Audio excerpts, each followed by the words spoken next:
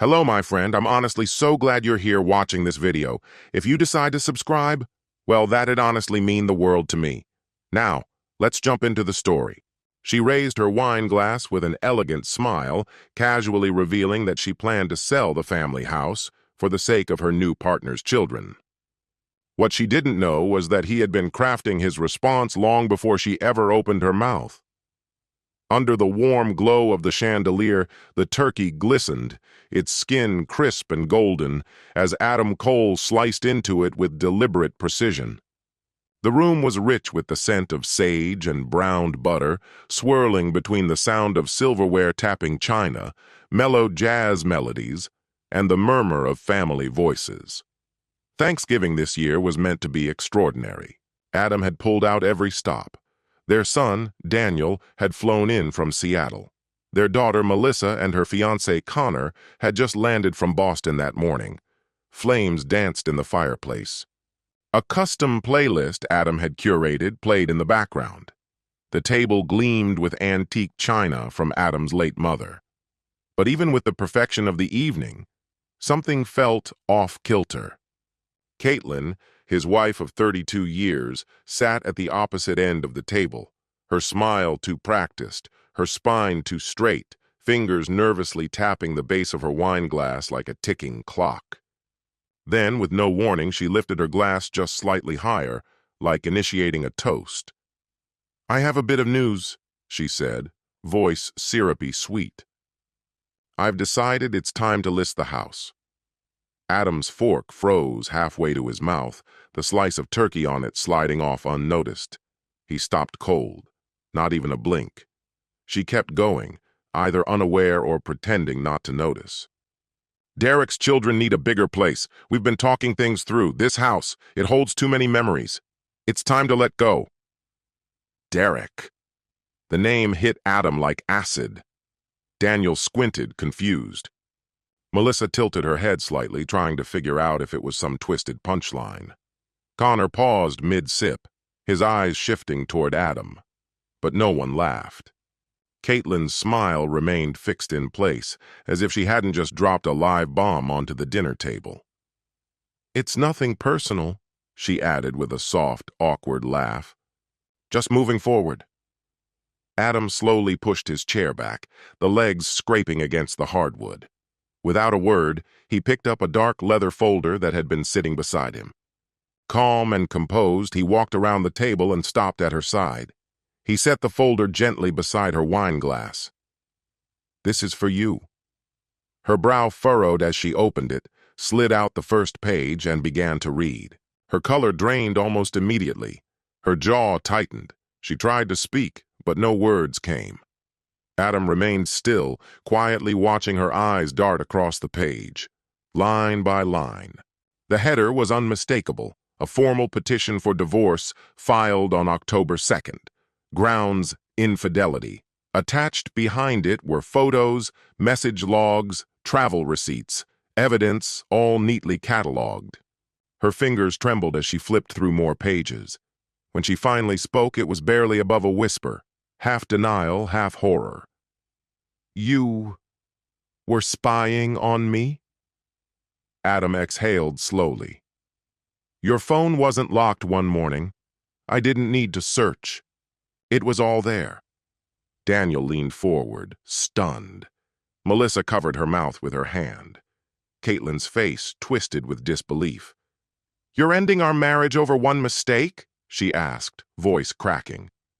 Adam's reply came low and steady. "That wasn't a mistake. I read a full year's worth of conversations. That's not a lapse.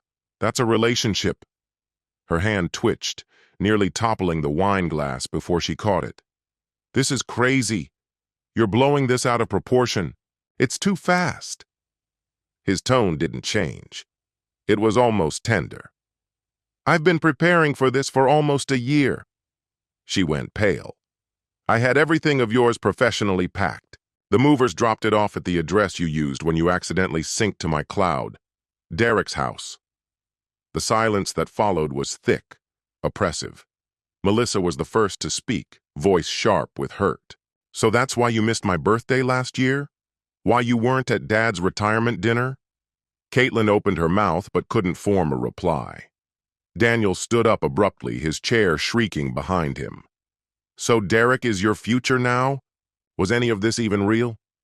Adam's plate remained untouched. The turkey had long since gone cold. He sat back down, picked up his fork again, and met her eyes. Cold suits it better anyway. Well before Caitlin ever said Derek's name, before this holiday went up in flames, Adam had begun to suspect the truth. At first, the changes were minute, barely perceptible. But after 32 years, Adam had learned how to read her silences. Her texts didn't stop completely, but they grew shorter, more robotic, no punctuation. "Okay" replaced "I love you." Her morning kisses turned into air brushed near his cheek. At night she rolled to the edge of the bed, putting a chasm between them. Adam was a man of pattern and instinct. He noticed when she switched perfumes, from soft vanilla to something stronger, heavier. He saw the gym bag sitting near the door, even though she'd never mentioned working out. And the way she giggled at her phone late at night, it wasn't the laugh she used to have with him. It belonged to someone else now. Then came the moment he could never unsee. 6 months before Thanksgiving, he came home early, holding a bag of almond croissants from her favorite and absurdly pricey French bakery. A small surprise. But her voice floated down the stairs before he even called out. A soft, flirtatious tone. Intimate. And not meant for him. "I miss you too. You're such a bad influence," she murmured, followed by a breathy giggle that sliced into him like glass. He didn't confront her. He didn't go upstairs. He turned, walked back to the car, and sat behind the wheel until his hands stopped trembling. That night, he claimed a sore back and slept on the couch. She didn't ask why. It hadn't always been broken between them. There had been real love once. He remembered the little hearts she used to draw on the bathroom mirror after a shower, the notes she tucked into his lunch bag on late nights. "Can't wait to dance. Don't be late." She had been electric in her 20s, fierce, sharp, unforgettable.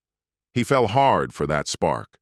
They met in college, she, all passion and psychology, he, a math guy through and through. They balanced each other. They survived job losses, miscarriages, even losing their home once. They fought, they held on, they made it work, until the silence got too loud.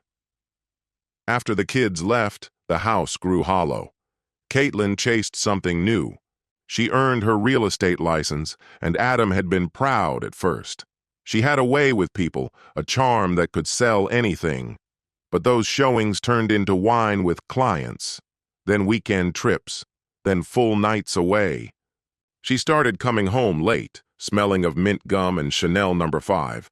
But what hurt more than the new scents was the emotional vacancy. She stopped asking how his day was, stopped noticing whether he was even still there.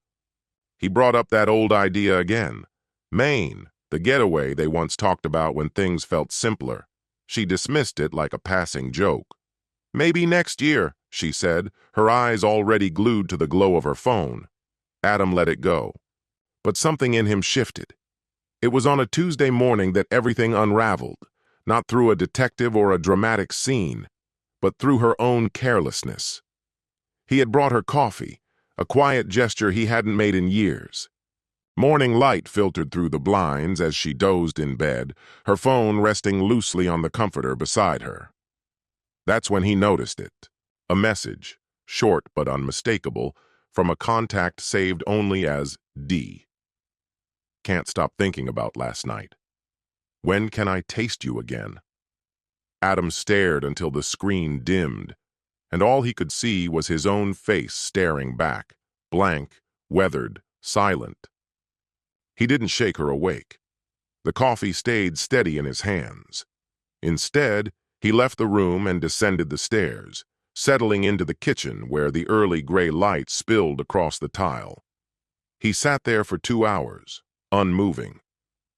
He wasn't picturing suitcases or shouting matches. He wasn't even considering walking out.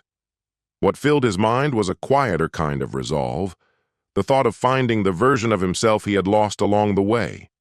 Later that afternoon, he made a phone call to his attorney. Time had passed, but Adam had not relinquished everything. The house, purchased long before vows were exchanged, had her name added after the fact. His lawyer assured him that detail mattered. The shared accounts, easy to navigate so long as he stayed methodical. Retirement funds? He shifted them quietly into a trust. Caitlin remained unaware. But the true anchor in his strategy was the prenuptial agreement signed 3 decades earlier. One clause stood out with clarity. If one partner strayed, all claims to spousal support dissolved. She had forgotten it existed. Adam had not. In the months that followed, Adam slipped effortlessly into character, the aging, indifferent spouse. He asked nothing, reacted to little. Caitlin mistook it for emotional withdrawal, benign and familiar. All the while he was collecting. Texts she forgot to erase, purchases that didn't add up. He compiled it all. Appointments labeled as yoga, but actually rendezvous with Derek? He printed confirmations. Every document found its place in a meticulously organized black binder. The most damning item, a recording of Caitlin telling Derek she planned to offload the house before Adam could interfere. A week before Thanksgiving, she floated the idea of hosting dinner. Said it would be nice to gather the family one last time, before anything changed. Adam caught the meaning. She was preparing her moment, a performance designed to recast herself as the wounded soul in a loveless story. She didn't know he was ready. That night, she didn't sleep in their bed. Not in the guest room either. Not even on the Italian couch she once boasted about. Instead, she remained hunched on the stairs, clinging to the sealed envelope Adam had handed her. Fingers tight, as though pressure alone could undo what was written inside. But it was too late. Adam, upstairs, finally slept without interruption for the first time in years. Not because he was triumphant, because he was free. There was no more pretending, no more polite dinners, no more living beside betrayal masked as routine. He had delivered the truth not in fury, but in stillness. That was his form of justice, measured and precise. By morning, Caitlin was gone. She wasn't forced out. She left on her own. No final words, no backward glance. Just a text to their daughter. At Derek's. Tell your father not to touch my things. Melissa didn't reply. And the next day, when Caitlin arrived at Derek's luxury building with 3 mismatched suitcases and a half-eaten slice of pie, he didn't answer the buzzer. Eventually, he showed up, barefoot, bleary-eyed, and clearly nursing a hangover. We said after the holiday, he muttered, glancing toward the hallway like he hoped no one had seen her. I thought we could start early, Caitlin offered, forcing a smile. The house is practically sold. I'm free now. Free with what? He asked, brow furrowing. What do you mean? You told me you'd walk away with a fortune, that you'd be set. She stiffened. Adam blindsided me. He's been planning this behind my back. Derek's arms crossed. So you've got nothing? She didn't speak. She didn't need to. Her silence gave the answer. He left her standing there. Within 48 hours, her world began to dissolve. Joint accounts? Locked. Cards? Canceled. Even her phone, registered in Adam's name, stopped working. She tried to reach out. Melissa didn't pick up. Straight to voicemail. Her son Daniel answered once. You lied to us, he said, voice tight. Were you ever going to come clean? I didn't lie, she replied sharply. I just didn't tell everything. You cheated on Dad. You were going to sell the house without telling anyone. That was everything. The call ended. There was no second chance to explain. Adam never spoke a bitter word about her to their children. He didn't have to. He simply moved on. By the following week, the energy in the house had changed. Airier, calmer. He brought in a crew to repurpose the master bedroom into an office. Melissa showed up with rollers and helped paint. Daniel cooked dinner, something he hadn't done since high school. One night, Adam found an old shoebox tucked deep in the attic. It was filled with faded photos, birthday cards, love notes. He sat down with it quietly. There were no tears. He didn't burn anything. Instead, he returned the box to its spot beneath the bed. The past didn't need to be destroyed, just left behind. Meanwhile, Caitlin was living in a small, forgettable apartment near a busy overpass and a shuttered diner. Derek had vanished, changed his number, moved away, cut all ties. Word started to spread at her office. A colleague who'd come to Thanksgiving dinner had begun to talk. Clients who once trusted her stopped calling. She tried to pursue alimony. Her lawyer skimmed the paperwork and gave a wry smile. "The prenup's airtight," he said, "especially now that your husband has receipts." Still, she pushed forward, dragging things out in court. Adam never faltered. Melissa visited once, not to reconnect, just to drop off a small box of dishes her mother had left behind. But when she stepped inside the apartment, yellowed blinds, cracked countertops, stale air, she paused. "Why didn't you just tell us?" she asked. Caitlin, older now than she appeared in any mirror, averted her gaze. "Because I didn't think your father had the strength to fight back." She had once believed she could rewrite the story of her life. Melissa observed her quietly, the silence stretching before she finally responded. "You did rewrite it," she said. "Just not the way you planned." Back at the family home, the holidays returned with their usual blend of noise and nostalgia. Daniel introduced everyone to his new girlfriend. Melissa and Connor announced they'd chosen a new wedding date. The house pulsed with life again, warmth, laughter, and the kind of energy it hadn't known in years. Adam resumed his place at the head of the table. The same meals were served, the same stories retold, the same echoes of joy bounced off the walls. But this time, when his eyes drifted toward the chair where Caitlin used to sit, he didn't feel resentment. He felt at peace, and that, more than any version she had envisioned, was the ending she never saw coming. Chicago was struck early by winter's arrival. Snow spread like a hush over the streets, as if nature was trying to cover up what Caitlin had left behind. Her new place was small and noisy, with walls so thin she heard every creak of the building and a heater that groaned into the night. She slipped off social media entirely. There was nothing left she wanted the world to see. The life she was supposed to start with Derek never got off the ground. He disappeared with shocking speed, like he had never been there at all. 2 days after she moved in, he sent one last message. "Didn't sign up for all this baggage. Wish you the best." She stared at it for what felt like hours. She didn't erase it. It remained, an open wound glowing from the screen of her phone. Word of her downfall filtered back through their old social circle. Once, Caitlin had been the radiant center, hosting elegant dinners, pouring top-shelf wine, her laughter always the loudest. She ran neighborhood events with flair, charmed everyone at yoga, and sealed real estate deals effortlessly. Now she entered open houses with hunched shoulders and averted eyes. Clients faded away. Her company pushed her into a lower position. They claimed it was to better serve client expectations. Whispers blamed Adam, but Adam never said a word. He didn't need to. Truth doesn't campaign. It simply exists. One day, she parked outside the house that had once been hers. Now it belonged to Adam. The blinds were open.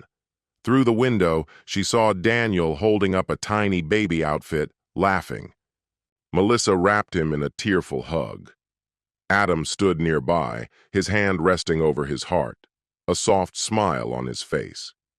She was no part of that picture, not even a shadow. Inside that house, Adam was rebuilding, not just the space, but himself. He started walking in the early mornings. At first, just to get air, but soon it became a habit. Every day he passed the same woman with a golden retriever. She wore a green knit hat and always gave him a small wave. Eventually, She stopped. "I hope this doesn't sound weird," she said, "but I see you walking alone a lot." Adam chuckled, trying to make that sound less sad. She smiled. "You're doing all right?" Her name was Claire, divorced for 6 years, mother of 2 grown daughters.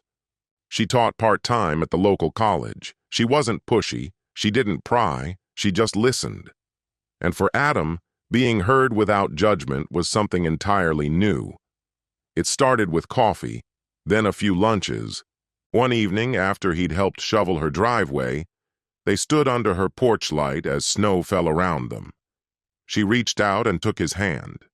That was all. And for the first time in a very long time, he felt something close to whole. Elsewhere, Caitlin tried to reach out again. She wrote a long message to Melissa. "I know I hurt your father," it began, "but people are flawed. I was lonely. He was always busy. I needed to feel seen." Melissa read it more than once, then forwarded it to Daniel. His response was short. Loneliness isn't an excuse for cruelty.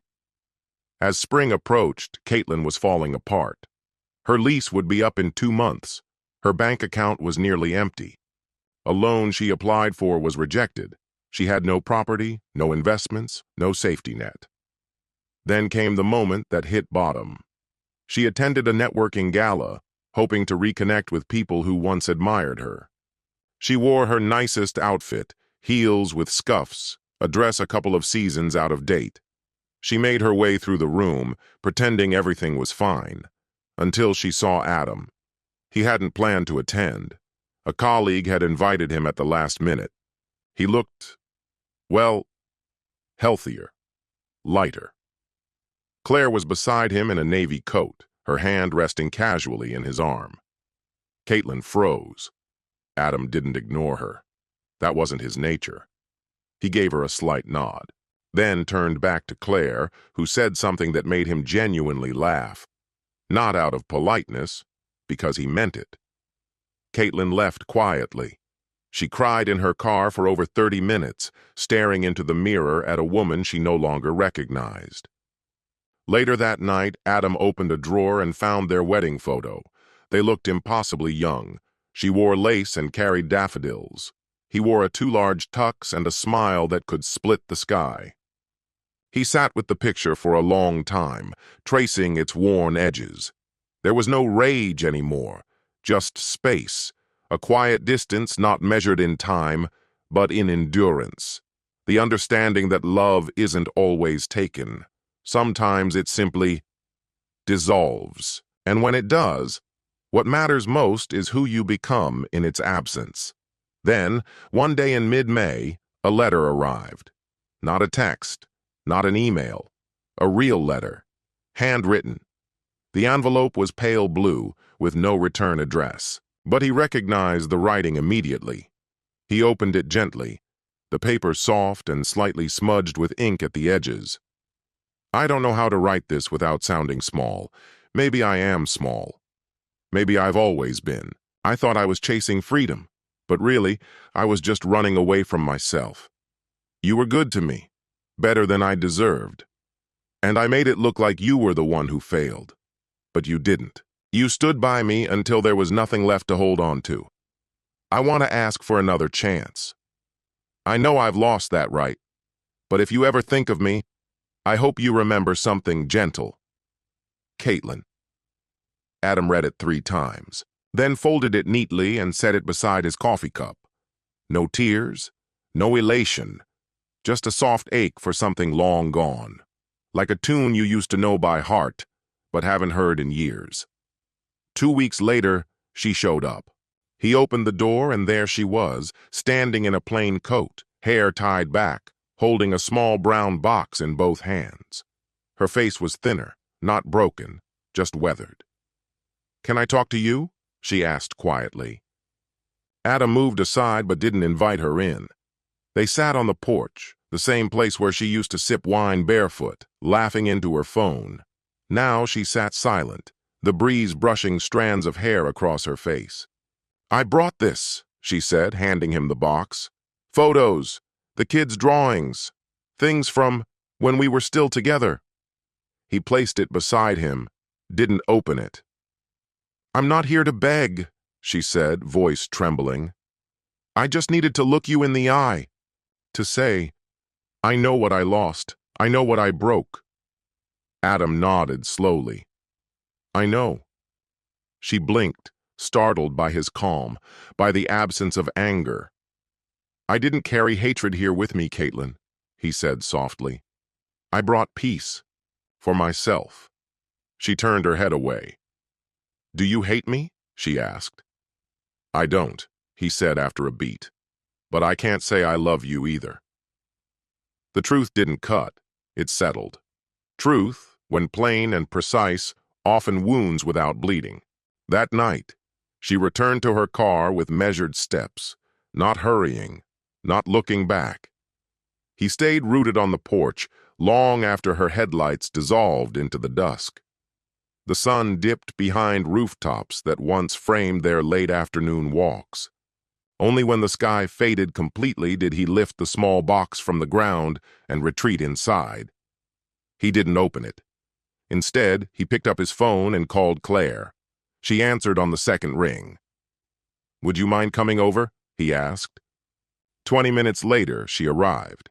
Her coat still carried the soft, clean scent of recent rain.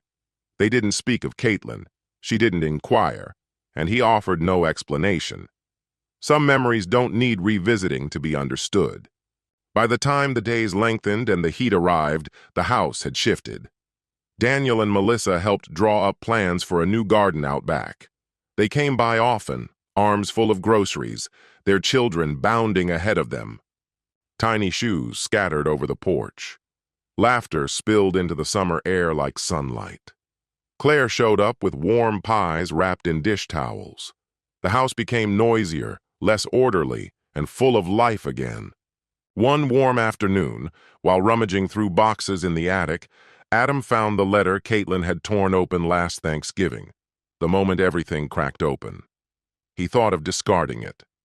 Instead, he slid it into a folder labeled "What I Learned," not in bitterness, not in pride, but as a quiet marker of growth, not of what she broke, but of what he rebuilt. When another Thanksgiving came, Adam stood once again at the head of the table. He carved the turkey using the same old knife. The room hummed with conversation and laughter, familiar and new. Beneath the table, Claire's hand found his. He didn't glance around for someone who was no longer part of his story. He looked at the ones who still were. This time, when he lifted his glass, he didn't toast. He smiled, and for the first time in ages, it wasn't to cover anything up. And here, our story concludes. We welcome your reflections in the comments below. Thank you for walking with us through this chapter. If it moved you, there are more stories waiting to be discovered. Until next time, dear friend.